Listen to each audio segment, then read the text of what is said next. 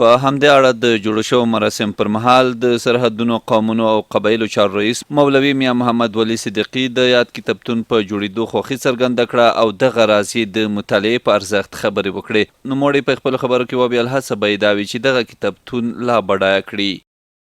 موږ د لیسې دپاره او د شاګردانو د ښه ترقي دپاره او دلته د قومي مشرانو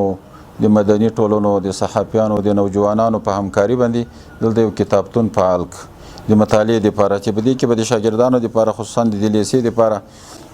او د ټولو قومونو دپاره په دې کې مختلف کتابونه موجود وي.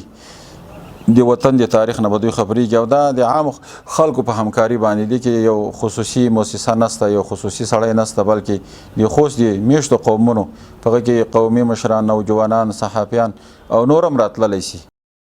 د مراسم پر مهال د کتاب علمي بهیر بنسټګر نجیب الله احمدي او یو شمېر نورو وینوالو هم په خپلو خبرو کې د کتاب او مطالعې د ارزښت په اړه خبرې وکړې او زیاتولی چې د کتابتون شتون د شاګردانو لپاره د څېړنې او د معلوماتو د زیاتونې نوې لارې پرانیزي. د یادونې ده چې کتاب علمي بهیر تر دې وړاندې هم 6 عامه کتابتونونه د اسماعیل خیلو او ماندوزیو له کڼو، ګربزو، نادرشاکوټ، سپیرې او موسی خیلو په ولسوالیو کې فعال کړي چې د سیمې خلک او زده کوونکي ترې ګټه اخلي.